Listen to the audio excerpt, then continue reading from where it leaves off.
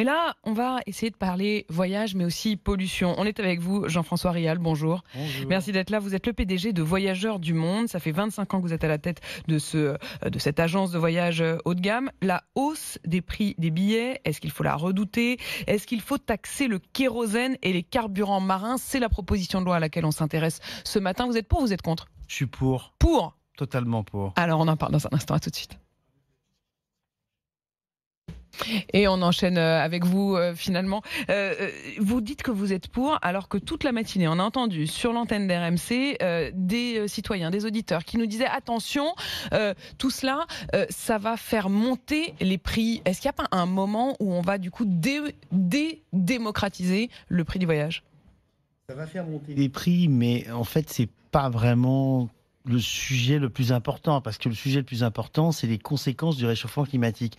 Et il ne faut pas d'ailleurs se contenter de taxer le kérosène ou le fioul lourd, il faut taxer toutes les émissions de CO2 qui génèrent des problématiques de ce type. Ça veut dire que chacun doit prendre sa part? Bien sûr, bien sûr. Et puis si vous voulez, si vous taxez le kérosène, par exemple, et que vous utilisez, parce que la vraie question, c'est pas tellement de taxer le kérosène ou le fioul lourd, il faut le faire.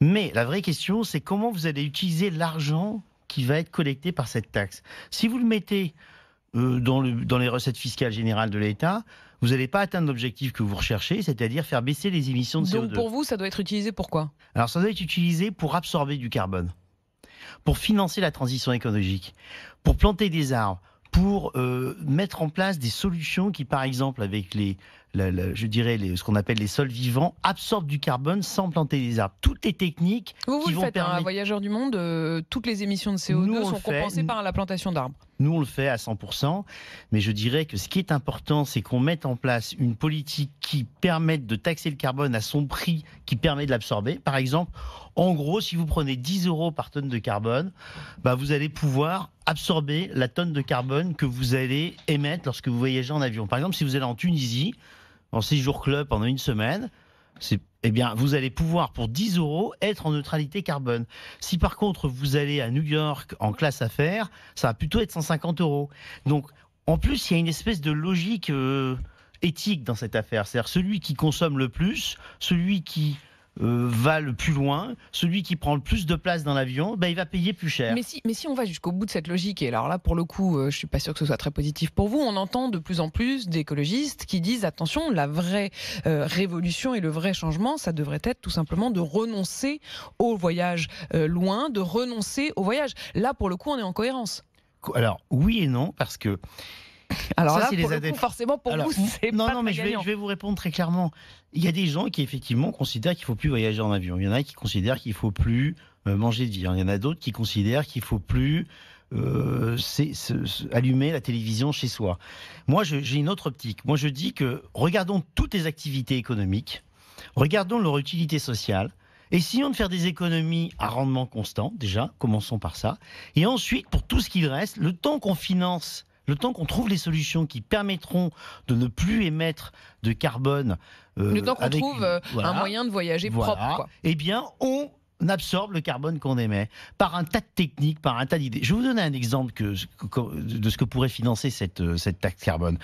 Et il ne faut pas l'appliquer qu'au kérosène et au fioul lourd. Il faut l'appliquer à toutes les activités économiques qui génèrent du CO2. Un exemple. Aujourd'hui, on dit aux Français, on vous donne une subvention pour remplacer votre chaudière pourrie, etc. C'est une des mesures qui avait été annoncée en décembre par Emmanuel Macron. Comment voulez-vous que quelqu'un qui a les revenus qu'on connaît, qu'on imagine, lorsqu'il vit en région en moyenne, ce sont des gens qui gagnent une fois et demie le SMIC, puissent remplacer leur chaudière avec 2 500 € ou 5 000 €. Qu'est-ce qu'il aurait fallu faire alors? Il faut leur financer beaucoup, plus. C'est-à-dire que, évidemment, que celui qui a une résidence secondaire, qui est un cadre supérieur, on ne doit pas l'aider autant que celui qui vit toute l'année dans sa région et dans sa campagne et qui doit changer sa chaudière.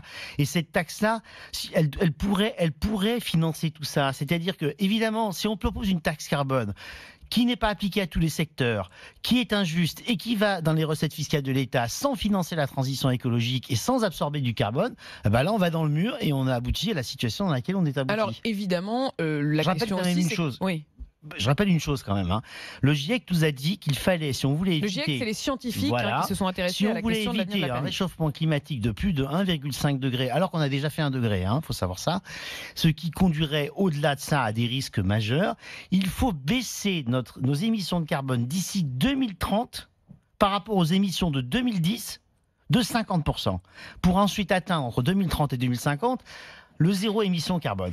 Donc, il y a une vraie urgence. Quand j'entends Carlos Tavares, si vous voulez dire que hier, dans les colonnes du Figaro, exactement, le patron de PSA disait, mais vous êtes en train de nous imposer un diktat, une violence, et il disait même qu'au fond, ça allait menacer l'emploi dans le secteur automobile. Oui, mais Carlos Tavares, si vous voulez, il a le même raisonnement que les patrons des compagnies aériennes vont avoir dans mon secteur.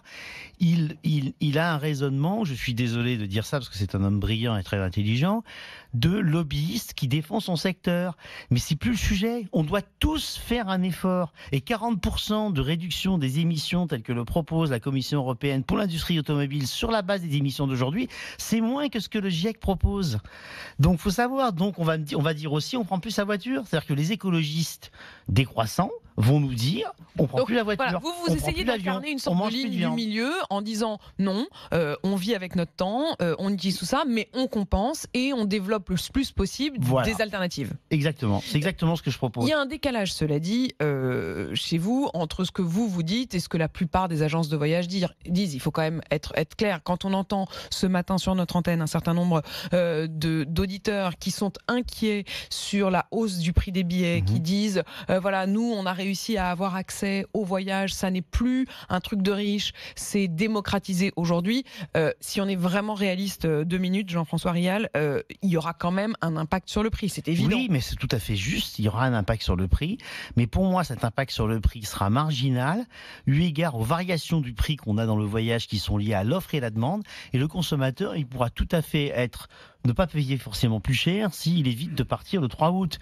Sur la Tunisie, je vais vous dire, l'impact va être de 5 euros. Oui, enfin, vous dites ça quand les gens ont des enfants qui travaillent, comment voulez-vous qu'ils fassent ? Mais sur la Tunisie, l'impact va être de 5 euros. Si on applique la proposition que je propose, c'est-à-dire un prix du carbone qui correspond à son prix pour l'absorber. Bon. Sur New York, ça va être de 30 euros en classe économique, aller-retour. En classe affaires, ça sera plus cher.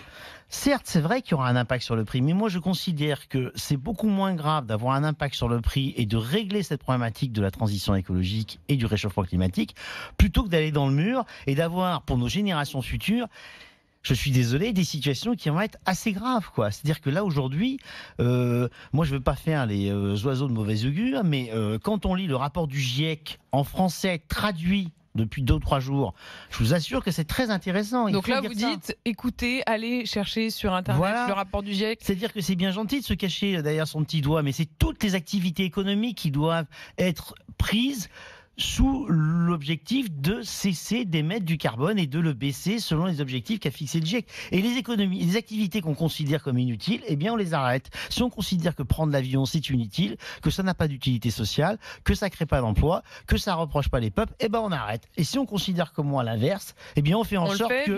mais on assume et on prend nos responsabilités. Voilà. Merci beaucoup Jean-François Rial d'avoir été avec nous, PDG qui décoiffe parce que vous avez vraiment une opinion très tranchée là-dessus de Voyageurs du Monde. Merci à vous. 8h18.